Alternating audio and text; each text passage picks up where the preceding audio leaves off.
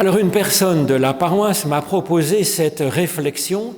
Pourquoi, pour quelle raison Jésus a-t-il été crucifié? Et en quoi est-ce que cet événement historique, effectivement, pourrait nous aider à vivre? Alors je vous propose d'abord d'entendre une interprétation proposée par Jésus lui-même dans cette parabole que nous avons dans l'Évangile selon Marc au chapitre 12. Jésus se mit alors à parler en parabole et il dit « Un homme a planté une vigne, l'a entourée d'une clôture, il a creusé une cuve et il a bâti une tour, puis il l'a donnée en fermage à des vignerons et il est parti. Le moment venu, il a envoyé un serviteur aux vignerons pour recevoir d'eux sa part des fruits de la vigne. Les vignerons l'ont saisi, l'ont roué de coups et renvoyé les mains vides. Il leur a alors envoyé un autre serviteur, celui-là aussi, ils l'ont frappé à la tête et insulté. Il en a envoyé encore un autre, et celui-là, ils l'ont même tué. Puis beaucoup d'autres.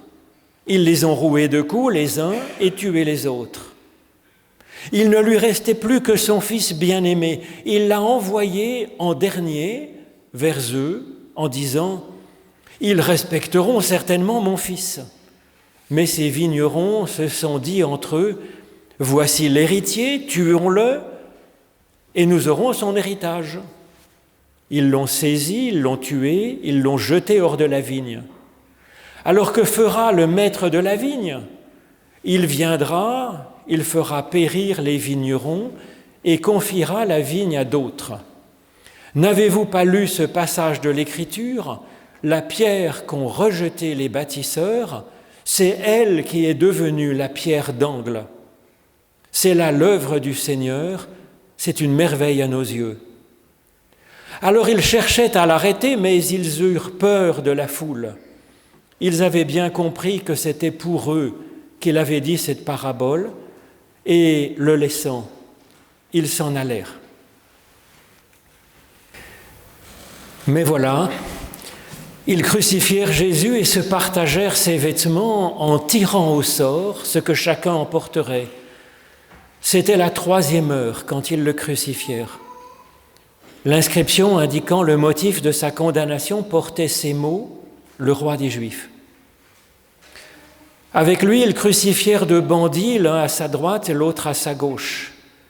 Les passants l'injuriaient en hochant la tête. Ils disaient « Et toi qui détruis le sanctuaire et le reconstruis en 3 jours, eh bien sauve-toi toi-même et descends de la croix. » Les grands prêtres aussi, avec les scribes, se moquaient entre eux et disaient « Il en a sauvé d'autres et il ne peut même pas se sauver lui-même. » Que le Christ, le roi d'Israël, descende maintenant de la croix afin que nous croyions et que nous puissions être sauvés. Ceux qui étaient crucifiés avec lui l'insultaient aussi. À la 6e heure, il y eut des ténèbres sur toute la terre jusqu'à la 9e heure. À la 9e heure, Jésus cria « Eloi, Eloi, lema sabachthani », ce qui se traduit « Mon Dieu, pourquoi m'as-tu abandonné ?» Quelques-uns de ceux qui étaient là l'entendirent et ils disaient « Tiens, il appelle Élie ». Quelqu'un courut remplir de vin aigre une éponge et la fixa au bout d'un roseau pour la lui donner à boire, en disant « Laissez, voyons si Élie va venir le descendre de là. » Mais Jésus, laissant échapper un grand cri, expira.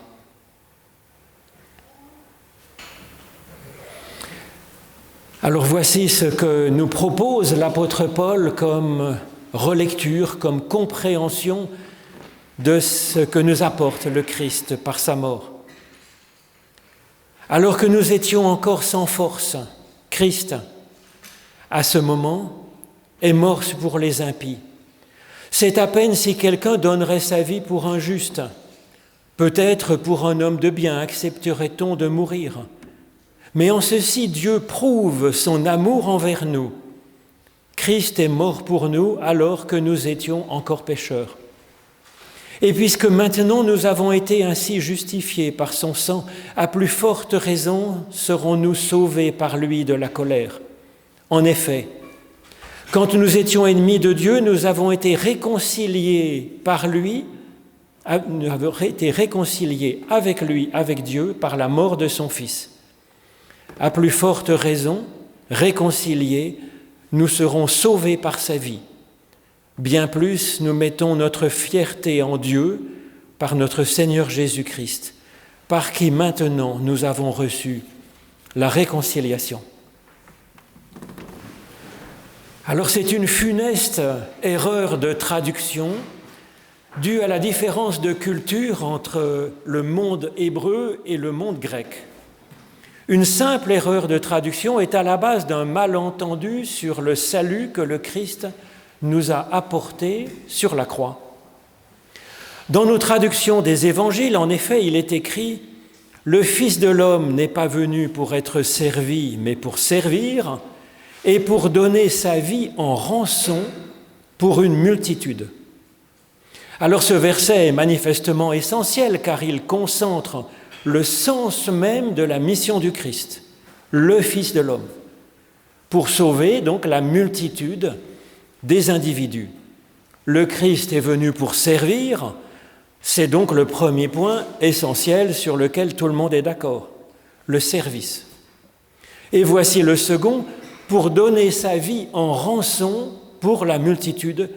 C'est là que ça devient délicat. Cette traduction du grec en français, donner sa vie en rançon, elle est effectivement juste littéralement, car le mot grec lutron, utilisé ici, c'est un terme technique qui signifie effectivement le prix qu'un esclave devait payer en rançon pour racheter sa servitude et devenir un homme libre ou une femme libre. C'était la coutume grecque. Pour devenir libre, l'esclave devait payer au moins sa valeur sur le marché aux esclaves. C'est normal. C'était normal, sauf que chez les Hébreux, ça ne marchait pas comme ça. L'esclave hébreu était automatiquement affranchi au bout de 6 ans de travail, sans rien payer, nous dit la Bible. C'est prescrit dans le livre de l'Exode, par exemple. C'est ainsi que quand les Hébreux sont arrachés de l'esclavage en Égypte, c'est absolument sans rançon, sans rien à payer. C'est par grâce, nous dit la Bible, alors que les Hébreux s'étaient mis dans le pétrin tout seuls, par faute, voilà.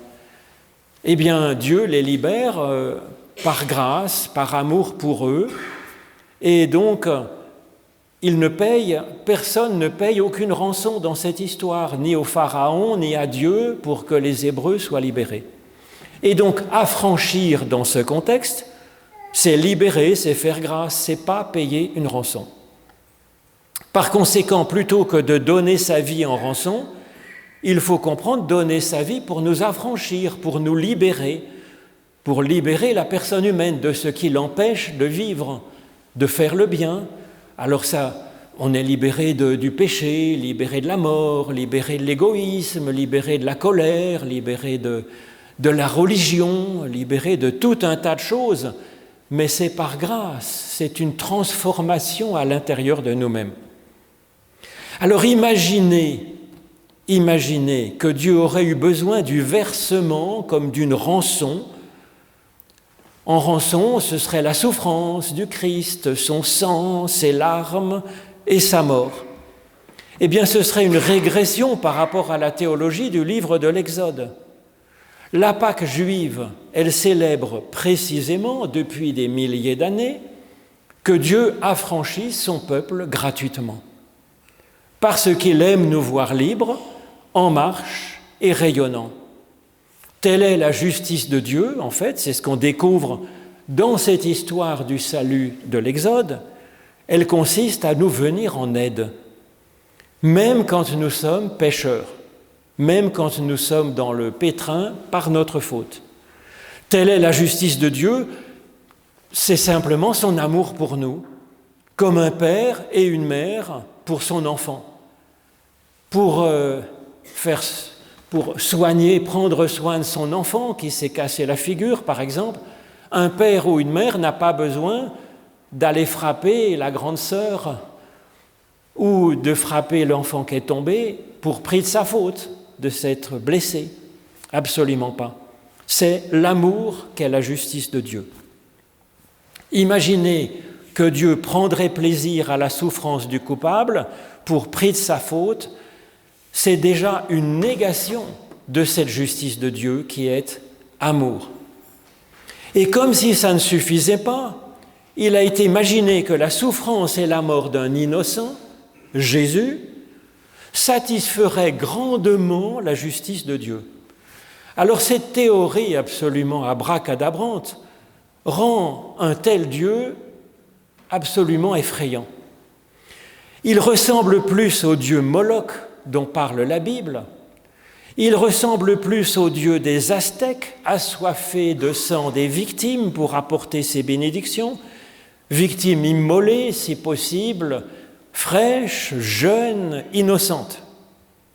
Au contraire, l'idée même de sacrifice humain est absolument écartée avec horreur dans toutes les pages de la Bible.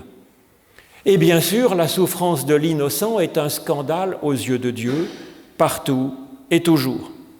Il est donc pas imaginable une seconde que Jésus ait été sacrifié par Dieu pour racheter nos grandes fautes et satisfaire une certaine idée de la justice. Mais alors, comment comprendre la croix ? Comment comprendre ce sacrifice, effectivement, où Jésus se donne ? La première raison d'être, à mon avis, de ces récits des évangiles, de la mort de Jésus en croix, eh bien que c'est ce qui est arrivé historiquement, que c'était absolument incontournable, parce qu'à l'époque, ça a été un coup de tonnerre terrible dans la vie des disciples de Jésus, dans leur foi, dans leur espérance. Ça a été un scandale. L'exécution par la croix a été quelque chose d'abord horrible, mais aussi infamant, ridiculisant la victime. Alors nous avons entendu cette parabole de Jésus lui-même qui dit que ce n'était pas la volonté de Dieu que son Fils meure, que l'espérance de Dieu était bien sûr que les prophètes soient écoutés, il les a envoyés, on le voit bien, par grâce.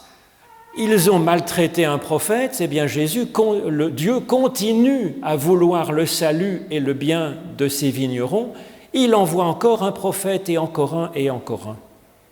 Et encore plus, nous dit Jésus, eh bien, Dieu comptait bien que son Fils serait respecté et entendu, que les gens comprendront enfin ce que Dieu espère, des fruits de bonté et de justice, des progrès spirituels, des progrès moraux, des progrès de bonheur et de paix. Et au lieu de ça, les prophètes ont été souvent maltraités. C'est vrai que c'est un rude boulot d'être lanceur d'alerte.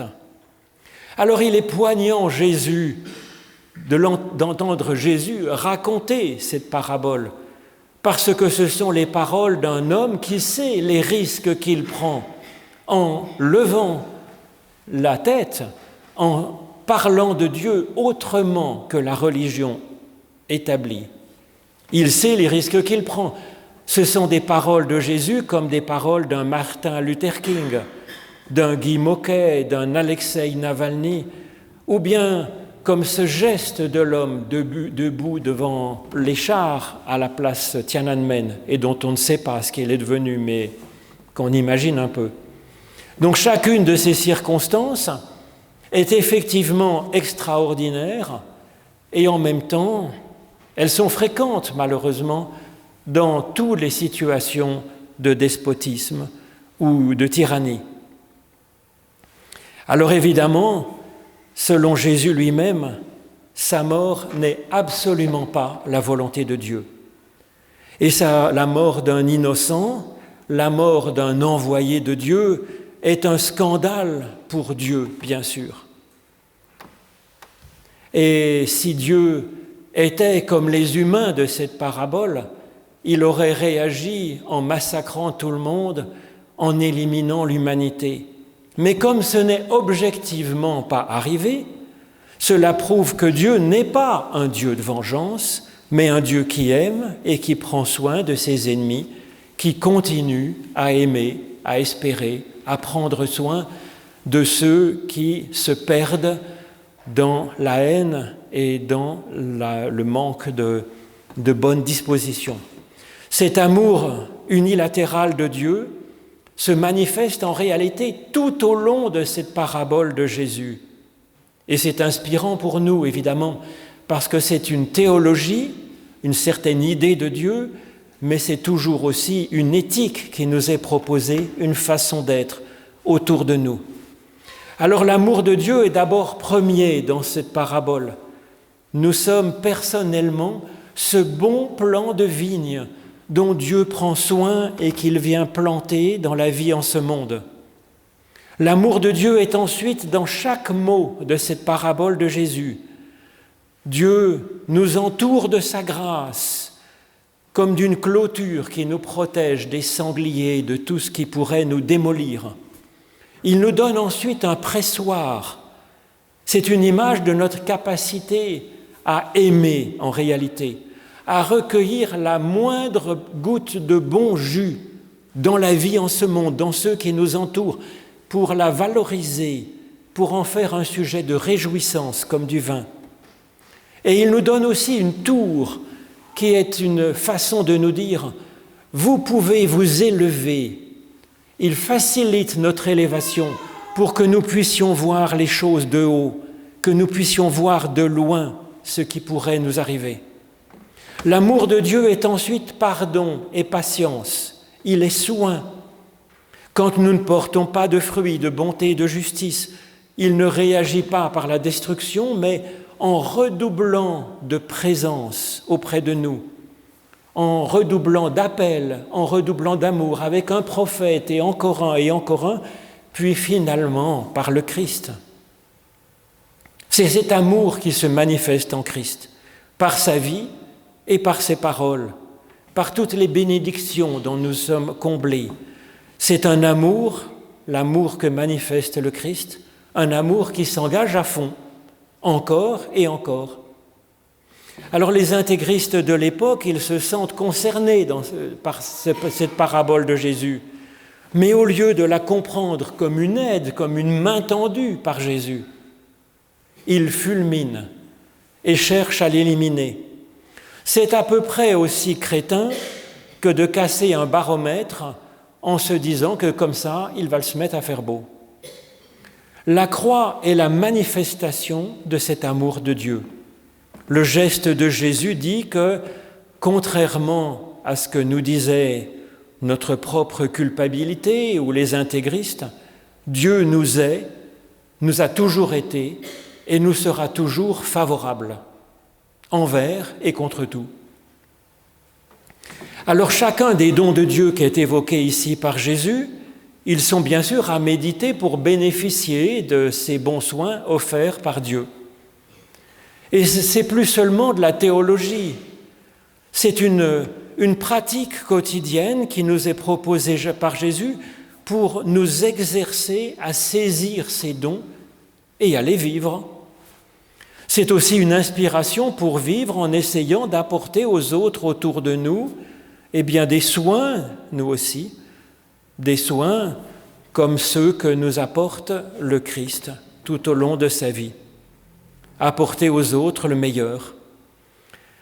L'apôtre Paul, il comprend lui aussi la croix du Christ comme une manifestation de l'amour de Dieu pour nous.